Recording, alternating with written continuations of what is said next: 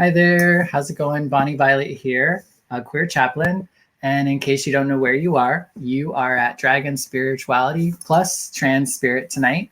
I am a trans, genderqueer, spiritual drag artist and digital chaplain. And this is episode number 2 of 6 for a collaboration with Glide Memorial Church and the Glide Pride team. Yes, so this is number 2 of 6. I guess the title is Faith, Hope, and Justice.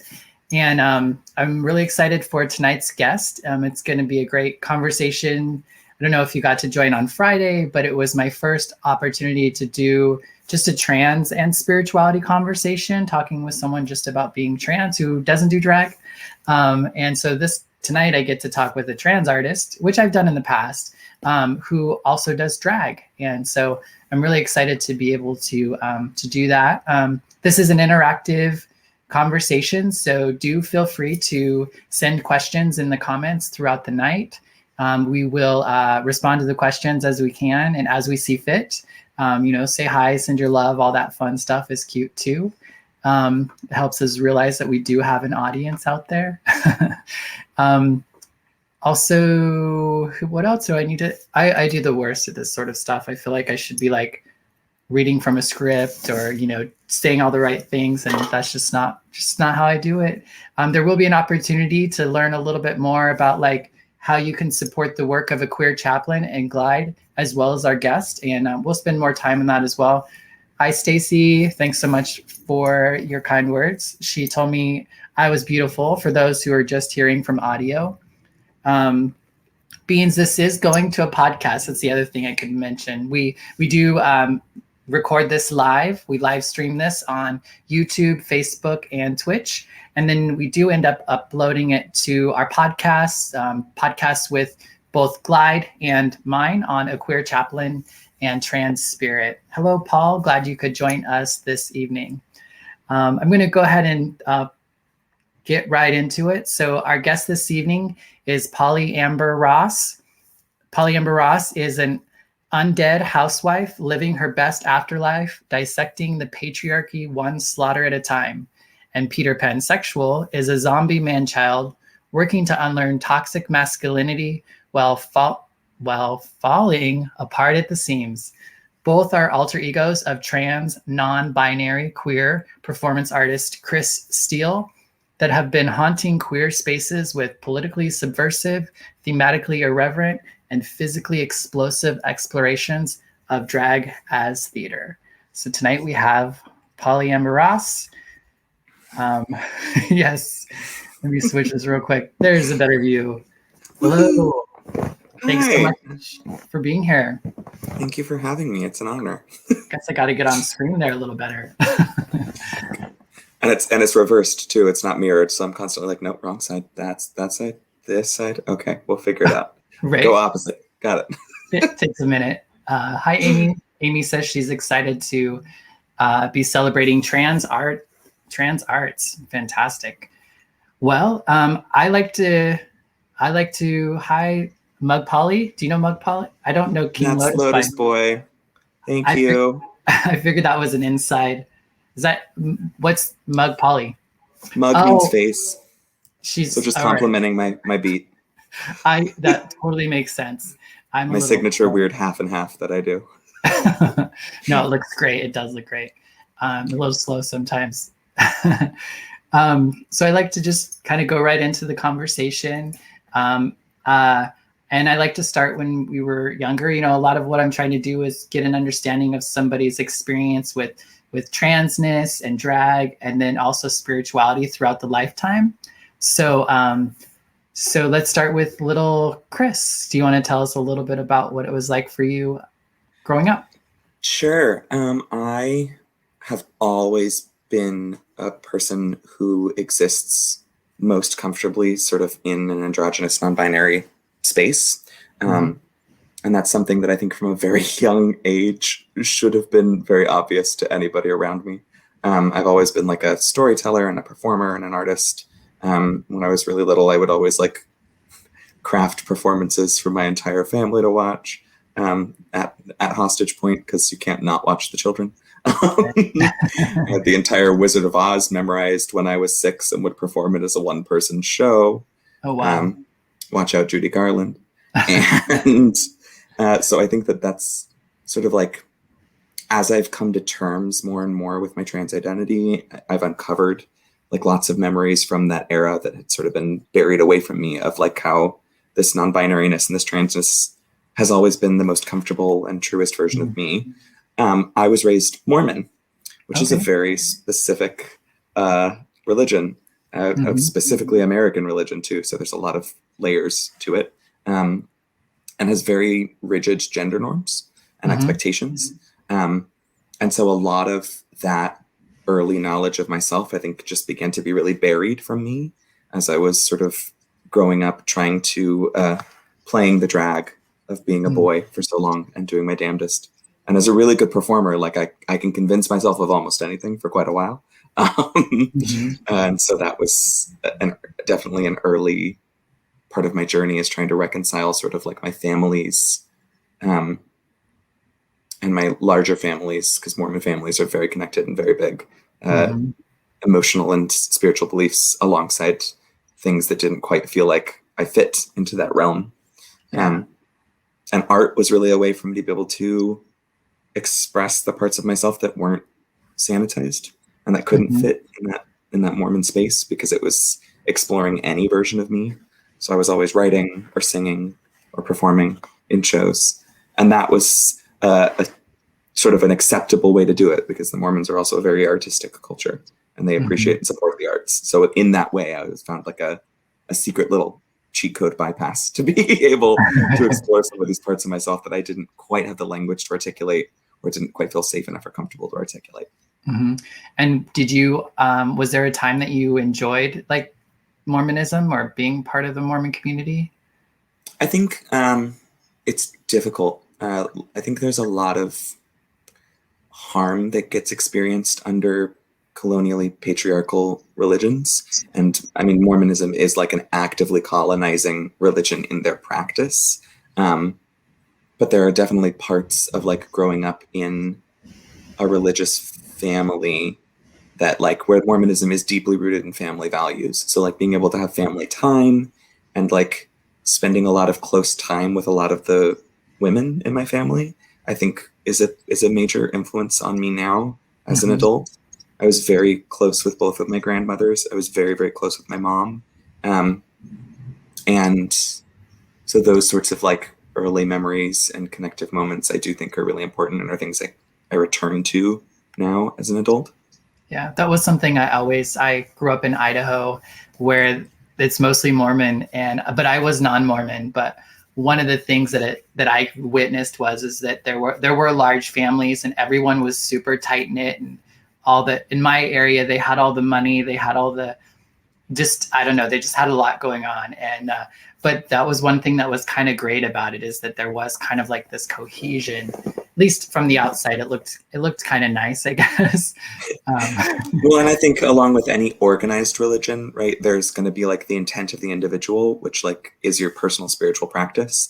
And like moments of that from the Mormon religion, there are things of like my personal praxis that I've carried forward from that. Like there is a very like regimented step to like apology and repentance in the Mormon religion that isn't just about making a deal or admitting. It's like you have to, like the extra step is like you have to go out of your way to fix the harm you caused. And so that like that sort of sense of reparation has always been something that's been very deeply instilled in me. And I do think is something that is really useful, and that I wish more people learned, is that like it's not just about feeling bad. It's that like feeling bad is actually a step on the way to learning something and then fixing the problems that you caused so that you can move forward. Yeah, more of like making amends rather than just saying, sorry about that. Right. Or like, I already feel bad about it. Why don't you forgive me? Because you haven't fixed it yet. Right. There's that extra step of like, yes, you feel bad, and that motivates you to fix it. Exactly. And so was drag something that you were interested in fairly young too, or did that come later on? I mean, I didn't even know drag existed. I had very little reference with queerness. I had very, like, the Mormon church, rather than other church, does address, like, sometimes you have same-sex attraction. Ignore it forever. It's normal. And that's like, I think a little more difficult to overcome than religions that like directly say, no, it doesn't happen or it's wrong. Because at least you can be like from within that, like, that's very vague. But to address it, I think that took me a lot longer to be able to overcome that negative messaging, to be able to be like, no, but if it does happen, then it's something that just is a part of me and something that I should embrace. But that said, like, I have been lip syncing to songs as a performer and as an actor since I was a child. And like, I have very early memories of that, like lip syncing to the chorus and Shadazy in my parents' room when no one was around, in like my dad's oversized shirt as a dress and like a towel for hair. So like, if anyone had ever told me you can take culture, process it through a queer lens, and use lip syncing and physical movement as a career, I would have been on that track so much earlier. So it does feel like coming home in a lot of ways. Yeah. And when did it sounded like your sexuality was maybe something that was not quite jiving with Mormonism and all that? When did that sort of kind of come to a head for you, I guess? As a trans queer person, I've had they feel like concurrent but different journeys. So like my gender, I think, is a thing that I just had to reconcile a lot later because of how much inundation there is of a binary gender system in Mormonism. But like, I knew I was queer, and I used to say gay when I felt differently about myself, but I knew I was queer as soon as I started having crushes on people. Because there were like boys that I was attracted to. And I knew that that was supposed to be wrong, but also just something that was happening and was a part of me, and was something I felt a lot of anguish over for a long time. But more than that, in regards to my gender journey, like as a young person, I never fit in with boys or girls. I fit more in with girls, and I understood, I think, feminists a little bit more inherently, and the rules there made more sense to me. But I always, most of my life upbringing until I found a trans community here in San Francisco, I just felt like I was missing a piece of a social handbook that everybody else had, and I couldn't fit in. And it weighed very heavy on me for a lot of my life. Yeah, I was always doing jump rope and tetherball with the girls. That was what the ball games, yes. Right? Yeah. I was always the one making like weird imaginary games, or like inventing games on the playground, where we had to like bring, like, there was one game that we played that was like a complex form of tag, where to like unlock someone from the place after they got tagged, you had to have like a jeweled bobby pin. So we all started like asking all of our moms for jeweled bobby pins to bring to school in elementary school. Oh, fun. Well, I remember playing kiss tag when I was like in grade school, and we were so young too. And we like run and catch the other person, and then we were too scared to actually kiss them. So it was like, so then you would just stop. Yeah. But yeah. And so you, at what age were you when that started to clash? I would say probably, I mean, I started school early, and so I was a little younger than most people around me, but coming around, hi Elizabeth, coming around like middle school, I started to have feelings of attraction to diverse genders.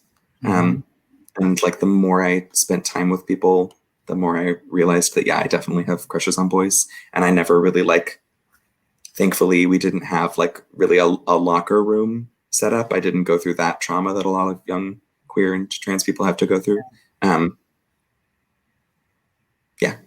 Yeah. But I do. Yeah, it's so wild. I didn't recognize it's, it's like a lot of that stuff I didn't recognize it in the time, but now I can look back and just be like, oh wow, like that has been there this whole time. Totally. And I rationalized it a lot. Like, I was like, I just want a really close guy friend. And people would be like, you have close guy friends. And I'd be like, no, but different, like a best guy friend, like someone that's just like, it's just us, and we do a lot of things together all the time, and we're really intimate. Right. Hi, James. Thanks for joining us tonight. James sends love from Toronto. James has a great podcast called This Little Light of Mine, but it's really great. It's a little segue there. So when did drag come in for you? Drag didn't come in until after performance. So I've been a trained and professional theater artist for over a decade. And and I started theater very young. And I think that was my earliest form of drag.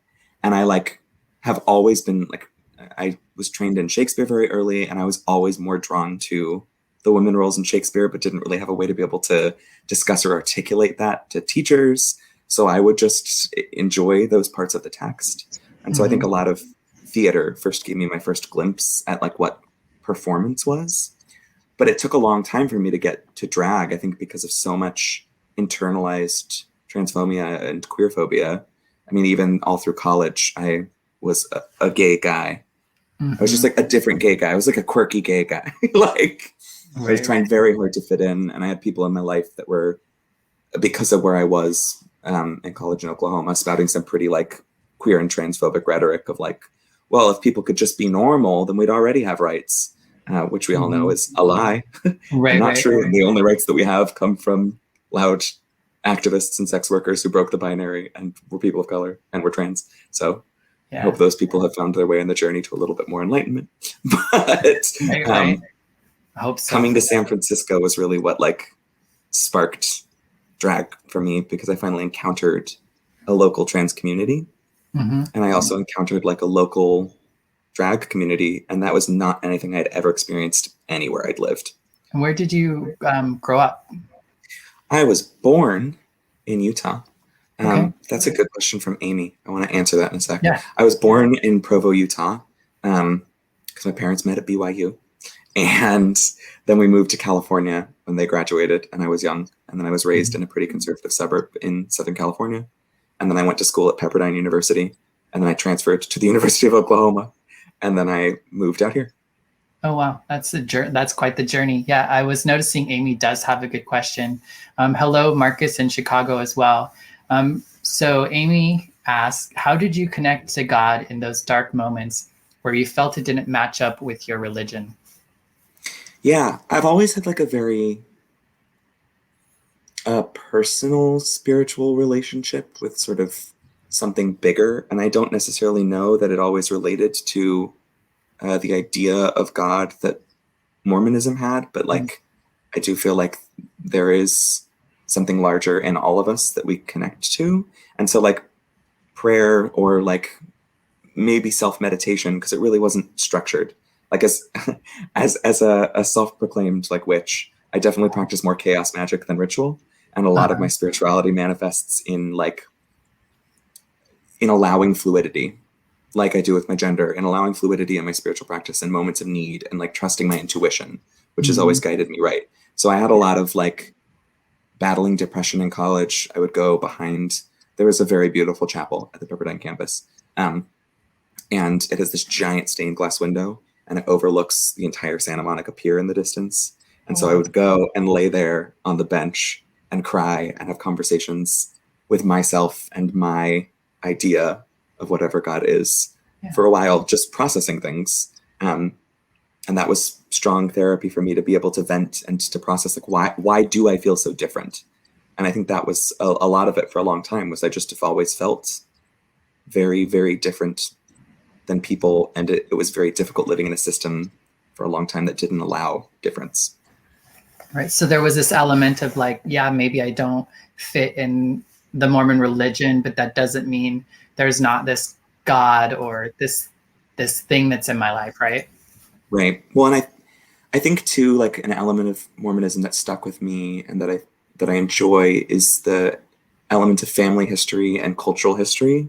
There's a lot of like tracing of like, they do extensive records way back of like where your family comes from.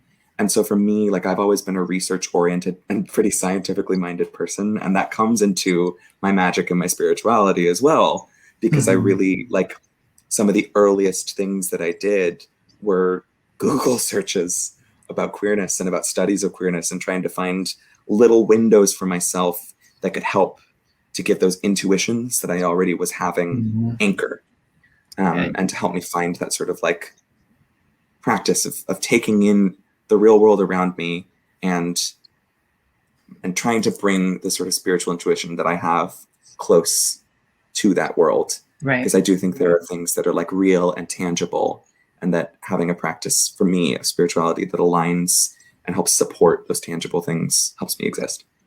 Yeah.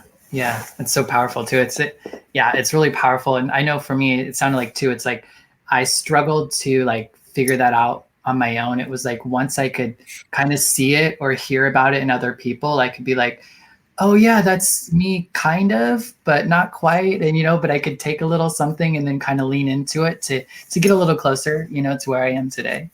Yeah. I could even say that kind of aligns with Mormonism too, because they do believe that there's like, they call it the Holy Ghost, but really it's like, I see it as like the voice of your intuition, which if we look at epigenetics is like guided by your ancestors and like genuinely like guided by the historical traumas and knowledge that you're passed on through this beautiful system of our DNA. Like that does speak to us in very primal, visceral ways. And so it's really interesting that even in this very regimented religion, there is this element of like trusting that individuality and that voice. And I think I just took that and ran with it farther than they may have expected me to. Right.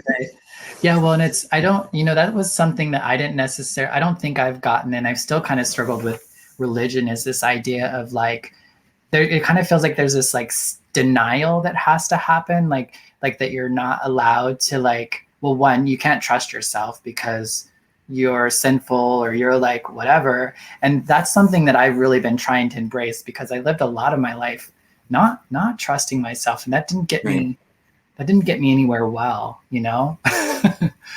Yeah, I agree. I feel like a lot of the times that there's a difference between like discomfort and shame. And I actually love discomfort. I love times when I'm uncomfortable because it's the only way that we can grow.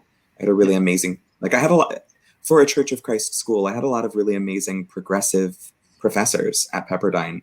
Our Bible professor specifically was looking at the Bible just as a text that was a history of a community, and was like giving us documentation specifically, like took time in class at this Church of Christ college to mention that translations of the Bible have changed every single time, and that queerness is not necessarily something that's truly referenced in original source material of the Bible in a negative way. So I deeply appreciate him giving whoever other than me, young queer people in that class, that window. Psychology professor too at that school skipped through half a lecture one day to make sure he could get to the point where he's like, we used to think that gender was like a binary in the brain, but we've now realized that all of the shapes that we used to call male and female brains are actually a hodgepodge in everyone's brain.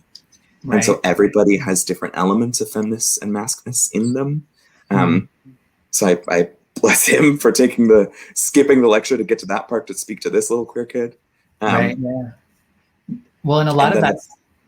No, go for it. I would say a lot of the challenge for me though is I think that a lot of that stuff does exist within the text and those sorts of things, but when people have spoke about it, like no one ever said that existed in that. You know what I mean? Like I didn't know because nobody I didn't know there were people of color. I didn't know there were trans people. I didn't know that was stuff that it's all in there. It's all in a lot of the teachings, but people didn't use those words. And I kind of felt that way too. I grew up not seeing people like myself. So it wasn't never like, you can't be you. It was more of just like, I don't know where I am. Right. Well, and especially in the Mormon church, which as a uniquely American religion is also very white and very white guided and anchored. And like we were talking about that drag number that I did as Jesus. Yeah, and that's rooted, that drag number that I do is rooted in a lot of these paintings of white Jesus that are like the same approved hunky white Jesus benevolent paintings that are hung in every Mormon church everywhere. And it's just not accurate. So I feel like it's fascinating the amount of double think in a religion that is so curious about tracing our personal histories, but then won't expand that to a larger sense of like a holistic history of the world, and looking at especially a religion that was so persecuted in its creation can't holistically view that kind of persecution and trauma. That was just interesting for me to reconcile as I tried to unlearn some of the toxicity of whiteness from my youth. Right. And so has spirit, and you mentioned a little bit about that number, about kind of being Jesus in your number, how has spirituality played in your drag personas? Because you have multiple personas. How has spirituality played a role in that, if at all? So drag for me, and before drag theater, have always felt the closest I've felt to any idea of what God was. And I think it's partly because there's this like interesting idea in Mormonism of like the past and the present and the future sort of like coalescing into moments, and those moments being epiphanies. And like that's something that feels very potent to me. And theater does that. Like the most joyous moments that I felt free as like a human studying the human experience, which I think a lot of religion does at its like coolest moments, trying to make sense of the human experience and a spiritual realm. Theater does that really beautifully, and kind of comes from that. The more I traced back the roots of like performance and performance art and drag and theater, like comes from these like a lot of similar places that religion does, of like telling stories that matter to us as a community and shaping those stories into personal ritual practice. And so that's what drag is for me. Drag for me, every time I go on stage, is a communion with an audience where we're like sharing an intangible thing, because you can't really articulate what that electric spark is between people. I can like put scientific words to the like sensing of electromagnetic frequencies that you can't do through a screen, and like and the inherent strangeness of being in the presence of other humans and sensing breath and all the micro expressions. But there is an electricity that comes with live performance that has always felt spiritual to me. And my drag numbers are often shaped by the idea that each drag number I do is a ritual, and it's usually addressing some kind of harm that I've either felt or that I've seen, and trying to find ways, like I say, to like ritually exorcise that harm from the world through performance. And communion, you know, it's like communion. I never did communion in church and stuff, but I've had opportunities to do it later on in life. And kind of like what you said, the thing about, for me, it's like about communion, it's the fact that you are all having a shared experience, right? You might be coming at it at different ways. You might not understand it the same way, but it's the fact that you're all kind of there. Like, I feel like, it is a very powerful thing. It's a lot of why I wanted to do this. I started this before I had ever been done drag before. And I'd always saw like drag artists as our spiritual leaders, as queer folks. You know, they lifted our spirits, they raised money to take care of us, they've taught us so much, and they've healed us in so many ways. And I'm like, that's spiritual shit. Like that's what a pastor should do. That's what a church, you know, does. Like, does. At its core, like I think drag is community building and community activism. And I think in its best moments, organized religion does that too. And I also think that like drag artists can perpetuate harm. Like there's a lot of ego that people get caught up in drag. And I don't necessarily think that that's always conducive to the beauteous work that we're kind of called to do as artists, that intangible thing that we're like, I mean, drag and theater and art aren't profitable for most people. So why do we do it? Because we're called to it for something. Exactly. And I think that's something that, you know, like I think that's something that drag artists might want to really think about, is the fact that they do have a power and they do have an influence, and you, depending on how you channel that, you know, it could be for good or it can be really harmful. There's a lot of drag that's personal, but also because it's a communal art form. And communal just means like we come together, we commune. Like, because it is that, you also have the power to impact communities, and things that you say on a stage. Any person who performs on a stage is on a platform, and speaking from a platform affects the culture, and culture directly affects tangible, like that thing I was saying about like tangible and aligning it with the spirituality. Like harm happens, harm is real, trauma is real. So if you're proliferating harm, or if something that you're saying in a number that you maybe didn't think was harmful and someone calls you out for it, like that's actually an act of love, because it's helping you to be better in service.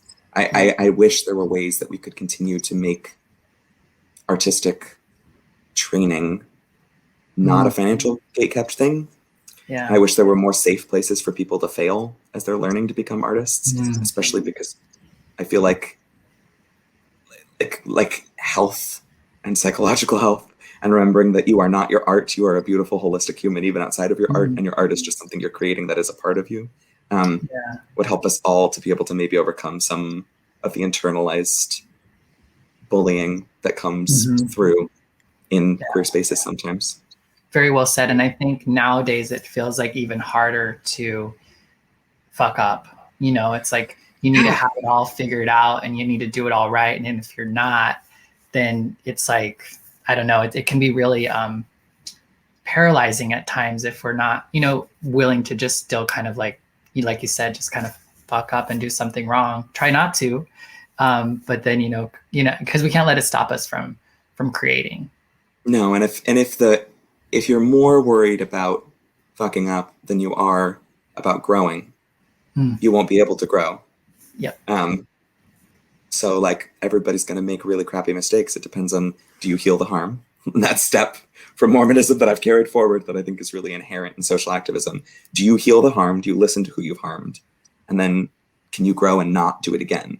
Because there's a difference between making mistakes and needing to grow and never being exposed to things versus patterns of harm and patterns of abuse. It's a different practice. Yeah, for sure.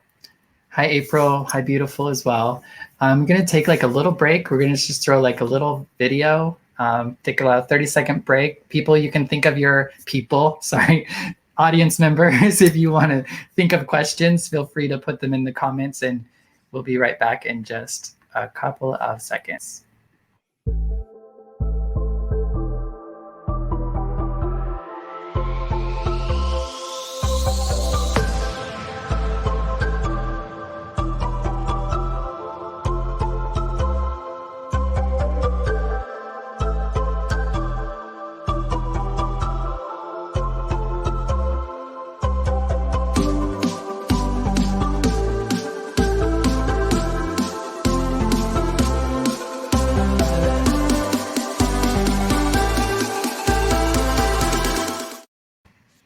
And we're back. See, that was quick. I saw one question in the chat asking about conversion therapy. And I never went to conversion therapy, but I should mention that my parents got divorced right around the time where I was going into middle school and having queer awakening moments. And so I don't know how many of y'all have seen Angels in America, but the term Jack is a term that show semi-popularized, but means like kind of Mormon, but not really. And not really. And like my core family were always pretty Jack Mormon. Jack Mormon. My mom is a very strong-willed, strong-minded woman, and the church doesn't ask for that. I've always been very guided by my mom, and she more than anything accepted me very early. I think because of her personal life experience outside of the church. And how has drag was helpful for me to come to understand my gender identity, my transness. What's your relationship to drag and your, I guess, gender identity or transness? Totally. Drag has completely, has really redefined my relationship with my body as a trans person, and really helped me to learn a lot about like, my transness is inherent no matter what steps I choose to take or not to take with my body. I am trans, and that's inside me. And I've felt that since I was a child. And I don't get to pull the luck of the draw. I mean, people that really research the science know that like it doesn't end at chromosomes. There are like 14 to 15 different steps before you go from chromosome to sex characteristics. And they're all different. There's a wide variance in the human race. So if you don't already know that, I encourage you to look into that. Science is fascinating. And it's more than we're spouted at by people that try to shut us down. Right. And so a lot of that's helped me, but also just like drag and being a physical performer, drag has helped me to come in tune with my movement and my body in ways that theater was never able to. And dance through drag has helped me to do that. And burlesque especially has helped me to embrace that. I'm a very sexual person, and that's a part of my spirituality as well. Right. My drag name is a pun on the fact that I'm a polyamorous person. And that's a part of my spirituality as well, because I've always felt like I've always felt like a bit of a siphon for humanity and for experiences because I'm very empathic and I love encountering people and being a safe space for people to be themselves. And I do that in my relationships too. So that's been a major way that drag has helped me to really love my body and to realize that my body is what it is and to be comfortable in whatever the heck I want to wear walking down the street at any time of day. And to be ready to fight to stay safe as a trans person. Right. Yeah. Kaylaylin Young asks Polly, have you been able to connect with any other ex-Mormon trans and or drag folks? What has that been like? Some ex-Mormon and some just generally like Christian, either practicing or not anymore, drag folks. I think there is a sense with Mormonism, like it's not an openly supportive religion yet. So there is going to be trauma. And I think that like discussing the idea of like, it's a major sacrifice to leave the community that you're raised in. And so finding queer community and finding drag are so important in those ways, I think is a thing that I've commiserated with other ex-mos about for how drag affects things, is you really are like, when you choose to be a drag artist, you're tapping into community in a larger way than just being a queer person that goes to the bars, because you're building relationships with the venue, you're building relationships with every audience member, and suddenly you're a public figure in a completely different way, because people expect you to be a steward of the space and expect, whether rightly or not, you to be a steward of their time in that space. There's a different level of responsibility that comes with it, and that plugs you into community in a different way. Yeah. And that, you know, talking about the fact that like all the family dynamics and the tight knitness, like you said, it's like as soon as you kind of step out of that line, then it can be like it's a huge loss, because it's not like just because you lost going to church. It's like you lost everything, because that's a big part of even the belief that if the person isn't living in a certain way, then you got to kind of like make some space. Right. Well, and I'm really lucky that I had parents who had the grace or the space or the distance to be able to say, like, it's okay when I finally chose to come out to them. And I've come out to my mom so many times now. Came out as gay, came out as non-binary, came out as queer instead of gay, came out as polyamorous. At this point, it's just a game of like, what's coming next? And she's been amazing through all of those curves. And I've been lucky enough to be able to put my dad in drag and to have both my parents see me perform in drag shows. That's awesome. That's been an important personal journey for me.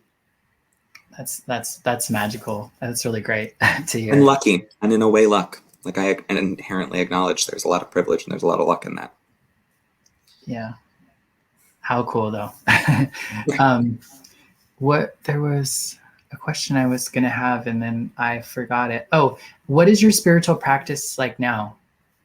If you like, what would you say you do or how you identify? Yeah, I think art for me is a lot of my spirituality. I don't identify under any one type of practice. Like I said, I'm a bit of a chaos witch. And that really fits with like being an individual who's genderqueer, gender fluid, non-binary.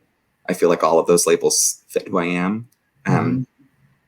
And so I need different things on different days, but art is always a constant for me and is a place where my spirituality really manifests. Because I don't...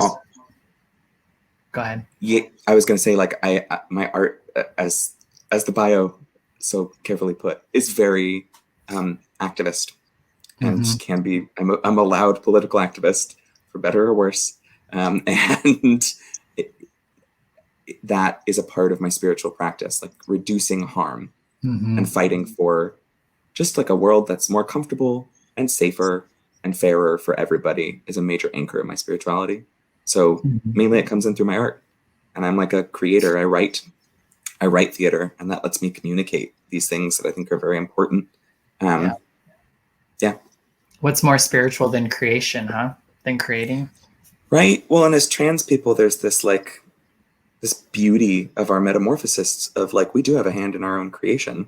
And what is more close to whatever the idea of God may be than like trusting a person with that responsibility while they're here. That's a big responsibility for us, and we have to navigate it. And I think that's powerful. And I think that that's what drag is. And it's why I think drag is an inherently trans queer art form. And that doesn't mean that our cis siblings aren't able to participate. You're totally welcome to. But remember that if anybody starts saying that drag didn't come from trans sources or excluding trans people from the art form, that it's our responsibility to protect this space that they carved out for us to be able to exist. Yes. Well said. Well said. Yeah. It's like we just have so much power. Like drag has so much power, but I think trans people do too. I do believe I don't know. I felt like when I was younger, I felt like, okay, I was created by God or whatever. Right. And it's like, no, I am continuing to be created. And I lived a lot of my life being created by all the shit that's happening to me. And now, like, once I started living a spiritual life, I can now be a co-creator. Like I can be a part of my creation, not just a product of my creation in the sense of like shit that's happened to me, if you will. So now we're getting into this like really interesting, tricky sci-fi element of Mormonism where they believe that if you're like really, really good, then in the afterlife, you'll become basically like a god.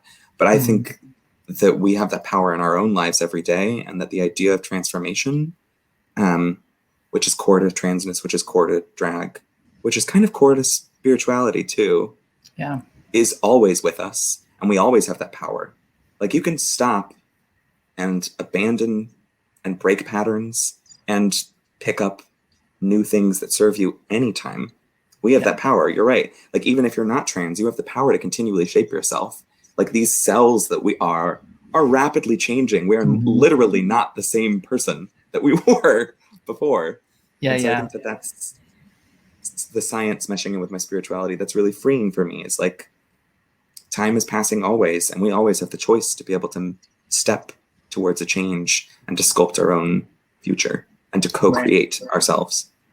Exactly. When it's like for me, it's like, I don't know what's going to happen after I die. So, I mean, I believe I'm meant to like, hopefully have that before I die, you know, to have that experience before I die. And I think a lot of why I do the work I do is like, and I sometimes use words that just, I don't know, they're just words like I would say, like, what's the use in getting to heaven if everyone's not there with me?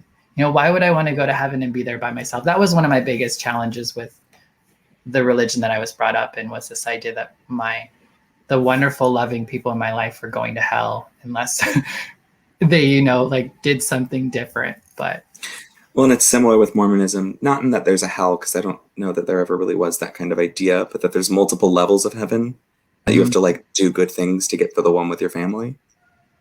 I wish deeply that everyone could not be shamed for being alive and for having living impulses and for being a conflicting bundle of neurons. I think that being human is inherently a fluid experience.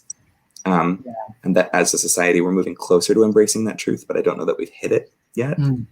And we need that kind of permission to be able to grow and to change and to not be shamed for this gift that we didn't choose. And it's part of why I'm such a vocal activist for like, give homeless people free housing. Like these arbitrary things that we make up that make it harder for people to exist when nobody asked to be here, as far as we know. I think it doesn't make sense to me. Like everybody should have the basics that they need to be able to survive. And then what they make of their life from there can really be up to them. So nobody should be shamed or penalized for existing. Right. Yeah, and I think that's the part of like what our responsibility is in giving this gift or being in this way, is that we have to like transform that idea to other people that why do things have to be the way they are? Like, do they have to be the way they are? Can you stretch yourself? Because it feels like so many people I don't know, I just don't know how to not be who I am. And I love who I am, no matter how difficult it is sometimes to feel like I don't know where to fit. Like I wouldn't change I just wouldn't change anything about myself. Right. Well, and in a way, drag gives us the practice of evolving, because you have to step onto a stage and live in a way that you like Polly is many parts of me, but that's not how I walk down the street. every day. Like performance is heightening. And I think a lot of what religious storytelling is, in a similar way to theater storytelling, is it takes things and then expands them to a massive size so that we can look at them more broadly, and we can examine them with like the emotional impact as well as the historical impact. So I think that like drag does that. It gives us the chance to practice change, but it also gives us the chance to practice like celebrating the parts of ourselves that are our constants, and celebrating the parts of ourselves that are often shamed. Yes. And King Lotus Boy says, I agree on one end, but also part of my beliefs are in past lives, in that vein, we do choose to be reborn into our current lives because we need to continue healing something ancestrally or to carry out a higher purpose. I love the idea of that. I don't know that I'm personally there yet, but I love the idea of that. And I like the idea that like, I do think we should always be looking to heal, to heal pain, and to keep moving forward, and to progress happens. And if you try to fight progress, things fall apart. Right. Everything is always on the edge of growth or entropy. Right. And I think the sacred aspect of that is even that wrong, that resistance is part of what it takes to become what we're becoming, you know? Right. Yeah.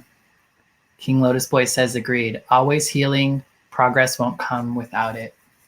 And I like the idea of anchoring ourselves to growth. Like, I think that's a beautiful thing as humanity, as we can, and everybody has different capacities. I'm a disabled performer, so there are things that I can do and there are things that I can't do. And within my limitations, like, I want to keep growing. It's part of why I love art, because like, you can't ever be done. Like, I'm never going to reach the part with theater or drag where I'm like, that was it. That was the perfect performance. It's impossible. It's impossible. And if it ever happens, I think I genuinely will go poof and disappear.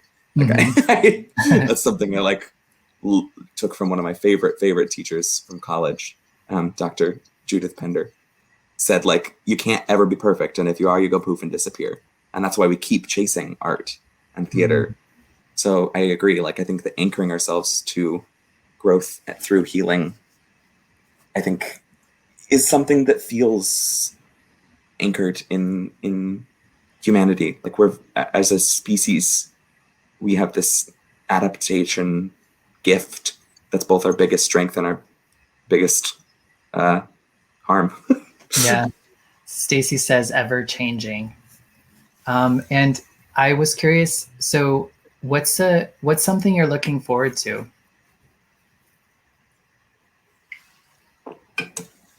I have lots of things that I look forward to. A lot of them are the art that I want to continue to make. Right now I'm taking time. I think the pandemic has redefined my relationship with my body, in that I'm a pretty gender nonconforming person in public, and that's exhausting on a daily basis. And so being home with just the people who love me and who see me as me and who never judge me, and wearing what I want to wear and being with my body as it is, fully changed a lot for me. And so going back into the world, I'm like just enjoying and looking forward to like bringing that back into the world and bringing this new sense and confidence that I've found through this next layer of metamorphosis. And I'm looking forward to like, I just enrolled in more learning. College was kind of traumatic for me in a lot of ways. I think college can be traumatic for a lot of people because the education system is not fair for people that are not a certain type of brain, which I am not. And so I just re-enrolled on my own terms for some fashion classes to be able to continue to learn skills that I have wanted since I was a kid, but that I never felt like it was realistic to chase. So giving myself permission to find fruition for those things that I've always loved is something I'm looking forward to. Yeah. Congratulations. That's awesome. Thanks. And you just started a all trans show. Do you want to talk about that and kind of like why an all trans show? What's important about that? Yes. Well, I cannot say that it's the first all trans drag show even in this city, because this history of the city is rife with beautiful trans drag artists. But my dear friend Lola Lude and I started an all trans drag show called In Transit in the Castro, which I think a lot of people have historically experienced some transphobic harm from people that, mainly I've experienced it from the hands of cis gay men who just have some growing and learning to do. And part of that learning is exposure. So I'm really proud to be in this queer center in San Francisco, bringing trans drag and expanding the definition of what drag can look like, and not necessarily just fitting one pretty or one passing standard of drag, embracing like very gender diverse trans performers. Yeah, so that's coming up monthly at the Edge. And if you are in San Francisco and want to come see it, you can find it probably on my page or through looking at In Transit on Facebook. Awesome. And we'll include some of that information in the description for folks who are just coming across that way through the audio, who can't see the flyer that was up. And then, you know, one of the things like, well, I mean, once I saw your first performance where you were Jesus at the Stud, I was just like, wow. And you won the pageant. But one of the things like during Shelter in Place is you were like producing so many videos and performances that I was just blown away. You're talking about lip syncing. I guess you started so young because you're amazing. But I wanted to really encourage people to like to find your work, because you'll see like it's just such a variety, to like political kind of humor stuff to like emo kind of like you just have such a range that's been really it's been really fun for me to watch, at least. So what's the best way for people to get connected to your work and support your work? Yeah, so if you want to see a lot of my work, a lot of it is on my Instagram page, which is where I pretty much post most of my content, or at least a preview of all of my content there, which is at PollyAmber. But if you want to support my work, I just started a Patreon, which is patreon.com/PollyAmberRoss, PollyAmberRoss. And it's a way of me beginning to acknowledge and try and find the way to keep art sustainable. As artists, we take on a lot of financial liability, and the expectation of artists to continue to grow and change under systems that don't socially fund us are hard. And I like eating. I do. I enjoy having food, and I enjoy being able to continue to grow and create new things. But at a certain point, it can't be sustainable unless I'm getting help from the community to be able to bring that as a community service. Because I believe art is that. I believe art is a community service that betters us all. Agreed. And for folks who might not be aware of what Patreon is it's a way that you could contribute monthly to support somebody's work. So, and it can be as little as like, $2 or $3 up to like 50 or 100 or 1,000.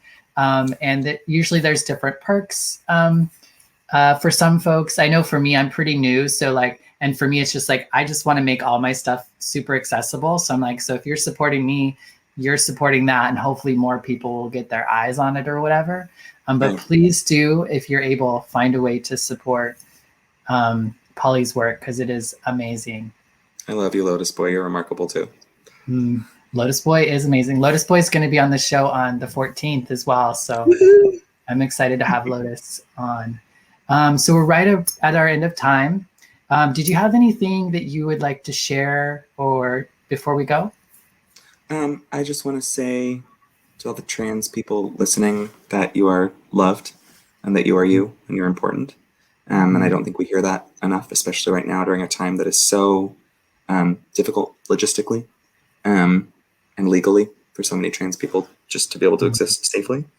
And I want to say to every queer person that like queerness is a journey, and how beautiful it is that we're embarking on that journey and continuing to like grow and learn. So like, remember that you are a fluid experience, and that you are ever changing, and that you have permission to hold on to the things that you love and that serve you and support you, and to release the things that no longer do, and that they can be different at all different points of your life.